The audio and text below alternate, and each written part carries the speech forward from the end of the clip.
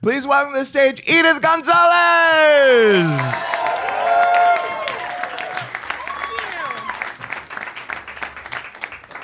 Thank you. I was a cheerleader in high school. You might be able to tell. And in most places in America, that would automatically mean that you're one of the cool kids. But I grew up in New York City, and I went to an arts high school, public high school, on 57th Street and 2nd Avenue. And being a cheerleader was not a super cool thing to be doing. We didn't have a football team. My lack of coolness was also compounded by the fact that I am a complete and utter science and math nerd. So for my freshman and sophomore year, I was very active in cheerleading, but the cool kids in my school were the theater arts kids. Yes. So I desperately wanted to be in this cool group of kids, but I came from a very conservative Catholic family, so all my friends were the children of artists and bohemian and very, very cool to me in ways and experiences outside of my little neighborhood in Jamaica, Queens. So I was just like, oh my God, these kids are so awesome and sophisticated. And I thought in my sophomore year that I would look really cool, and I had these red jeans that I had pegged them so tight that I had to force my feet through them and then lay on the bed with pliers to zip them up.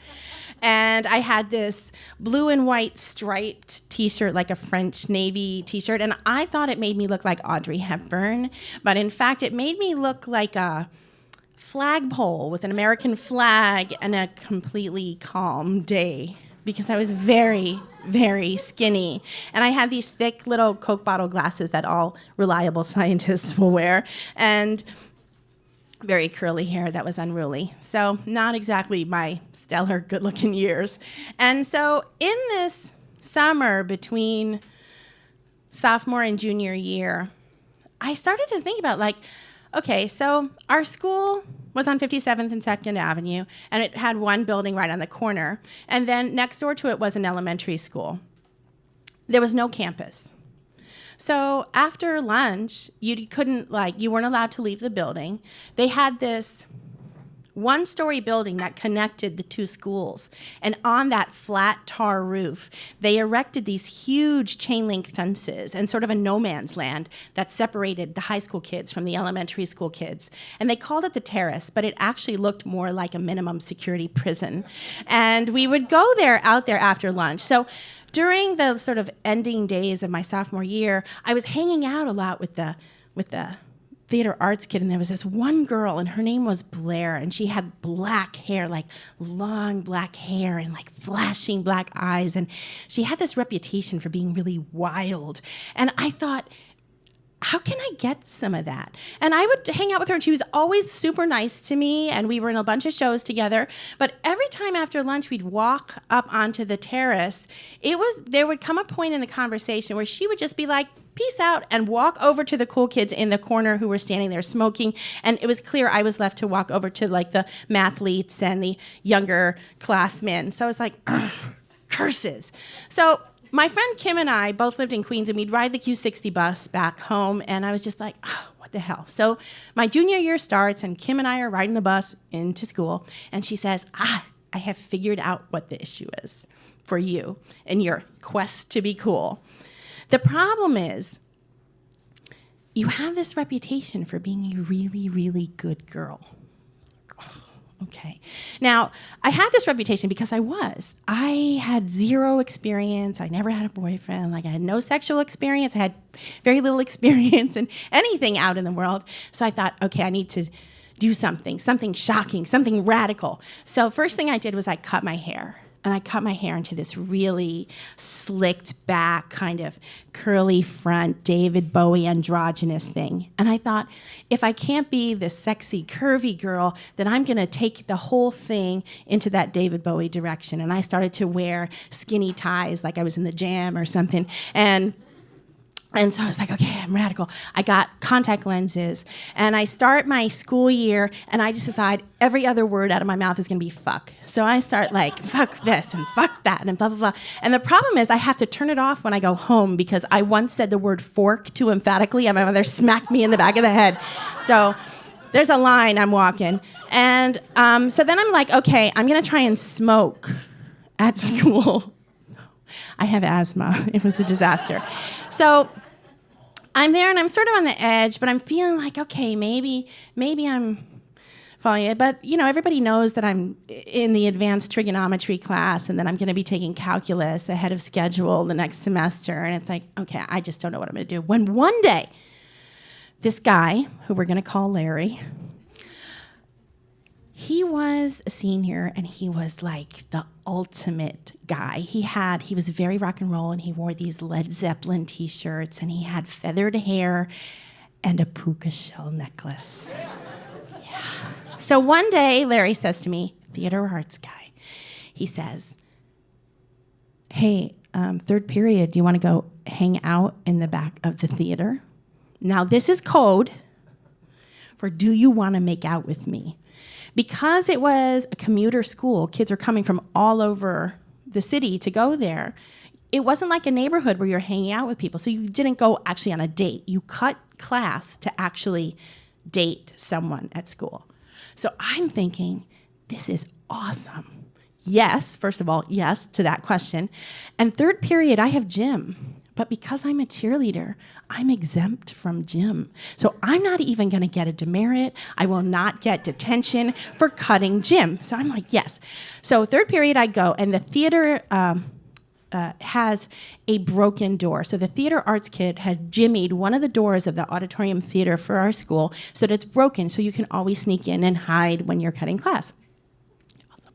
So I go down, and I get this thing open, and this theater is completely dark, so it's like this, like I can't see you. It's pitch black in the theater, and I start to sneak down the aisle of the theater, and I'm just trying not to fall over anything and be really clumsy, whatever. So I get there, and I get up to the stage, and I get behind the stage, and behind stage there's this big couch with like this ugly brown tweed upholstery, and it is completely disgusting because it is being used for exactly what you think it's being used for. And it's just, ugh, now it just gives me the shudders. And he's there, and he's got his cool necklace and his hair, and he's fabulous, and he's there waiting for me. And there's just the little lights on that are behind the stage that prevent actors from tripping over each other when, they change scenery or whatever. And so we get on the couch, and we start kissing, and as we're kissing, my logical brain kicks in, and I'm thinking, he seems really well practiced at this. I wonder how many girls he's had back here kissing him on this couch. And if I'm really trying to make an impression, kissing him on this couch is really not gonna do it. So I'm like, what can I do? What can I do? And I start thinking about my bus rides with my friend Kim, because even though she's a virgin, she has had a boyfriend for a year. So she's been giving me sex tips in a really loud voice in the afternoons on the bus ride back to Queens. So I'm like, okay. So I leap up, and he leaps up, and he's like, oh my God, did I offend you? Like, what did I do? And I'm like, no. And I grab the couch, and I begin to drag it across the stage, scratching the floor horribly on the stage, the wooden stage. And I get it to the middle of the stage, and then I go to the lighting board, and I click on one spotlight to just on the couch. And I stand over there, and I just sort of wait for him. And he's like, wow, okay, here we are in this dark theater and this illuminated couch on stage in a theater with a broken door. So he comes walking over, taking off his t-shirt, and I'm like, that's right. So we start kissing again, and we're making out on the couch, and I think, I'm going to give my first blowjob. Except I have never done anything like this before. This is my first time even kissing somebody, so all I have in my head is my friend Kim's voice giving me the instructions on how you're supposed to do this. And it is unbelievably unsexy. I tried to get his belt off, and it felt more like, when somebody tries to pull a tablecloth out from under the dishes in a magic show and everything crashes to the floor. It was kind of like that. It was spastic and whacking myself in the head with the belt. It was bad. And then getting his jeans unbuckled and trying to get his jeans down and not really knowing, should he be naked? Should I get his shoes off? I just didn't know what the hell to do. So I just kind of got them down just sort of enough, and sort of kissing on him, trying to be sexy. It was probably the least sexy thing I've ever done in my life. And then all I can think of is, okay, here are the instructions. You have to make sure that your teeth are covered. Okay. You have to make sure that your mouth is very moist. So I begin to perform this act on Larry when all of a sudden I'm like, oh my God, wait, the first step is you're supposed to tell him that he has to say something if he's about to climax. So quickly I pull away from him, and just then, all over his chest, all over his puka shell necklace, into his feathered hair. And just then, the bell rings. And I'm like, I have calculus, gotta go. And I grab my book bag and I run out of the theater.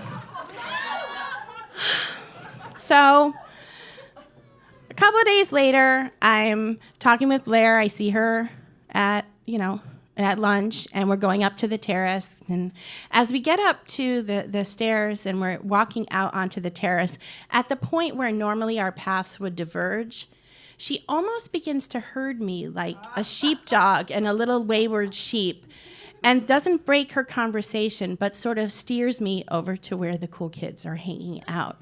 And I think, yes, I've done it. This is awesome. Except I very quickly realize that he has never told anyone. And I think it must be something else. Maybe it's my newfound confidence that I can follow directions in a very high-stakes situation. So I become one of the theater arts kid. I never get a leading role because I can't sing for shit. Graduate high school, go about my life. About 20 years later, I have, a PhD. I'm a scientist. I never became an artist either. And I'm off. I've dropped my kid. I'm living in Long Island. I dropped my kid at daycare. I'm rushing through Penn Station, trying to get to my office at the Museum of Natural History. I stop in to buy a cup of coffee, and this guy with great rock and roll hair comes walking up to me, and I'm like, holy crap, it's Larry. And he's like, hey, how's it going?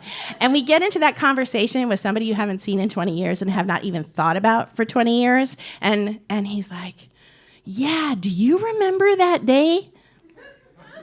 And I'm like, standing there in my jeans and still wearing my Mariners, my little, nautical striped T-shirt, my hair in a ponytail, and my thick little Coke bottle glasses. And I'm like, yes, I do remember that day. And he says that it was the most erotic experience of his life.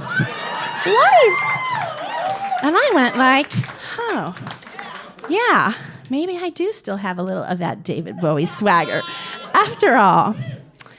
And then he confesses that he had never considered sex as performance prior to that day, and it altered his career plans. He had spent the last 20 years producing porn.